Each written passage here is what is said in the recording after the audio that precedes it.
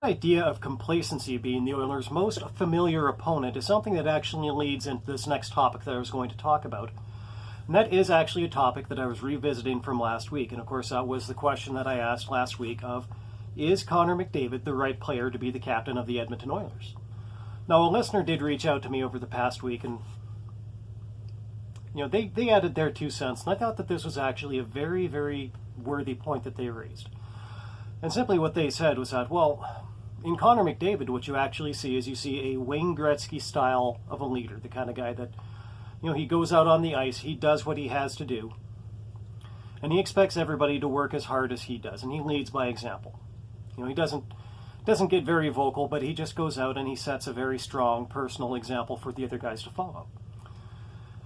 And that is a fair point, and I do appreciate that an awful lot in the sense that when you look at the Oilers dynasty, through 4 of those 5 Stanley Cups, they didn't have just one leader on the ice. It wasn't just Mark Messier being the leader on the ice.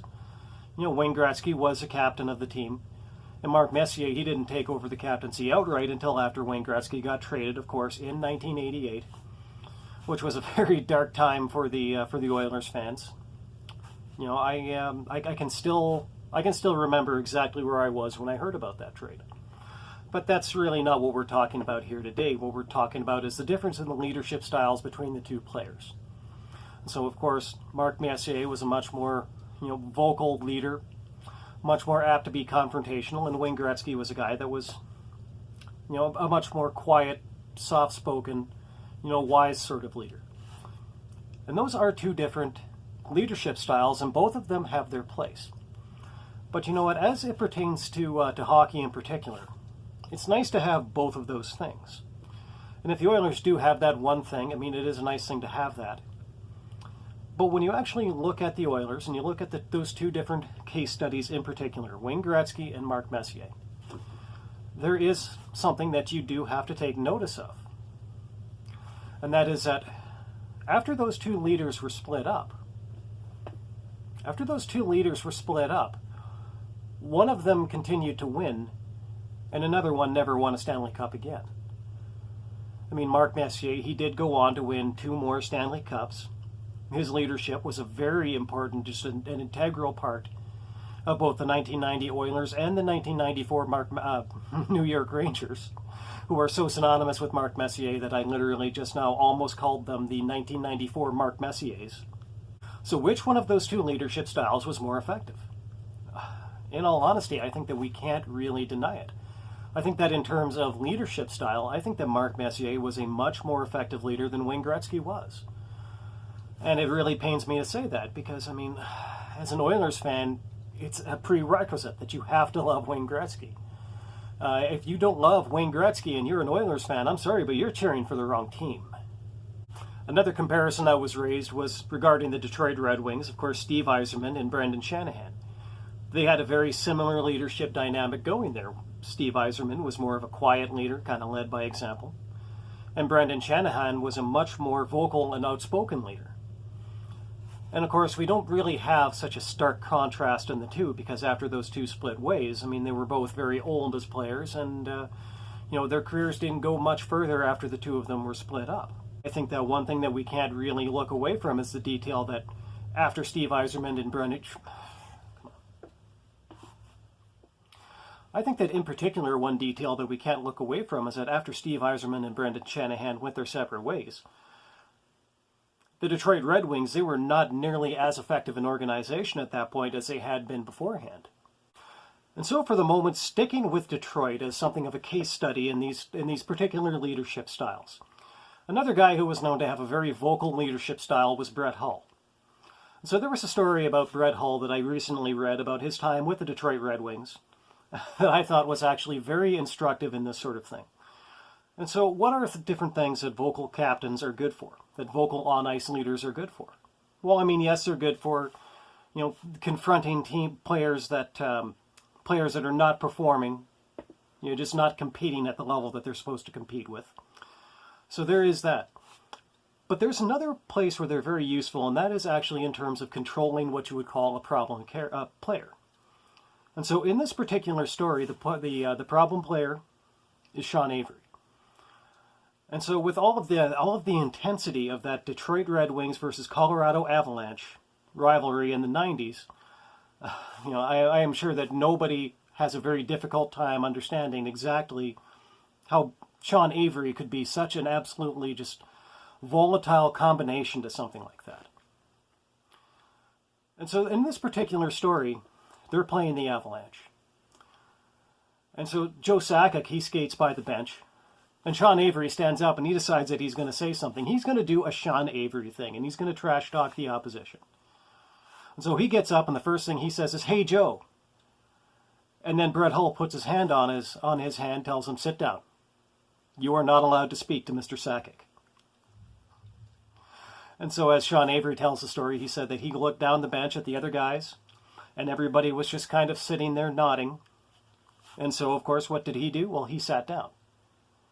And after that, he eventually parted ways with the Red Wings organization. He wound up out in New York and went back to what you would call, his, he started to have his problems again.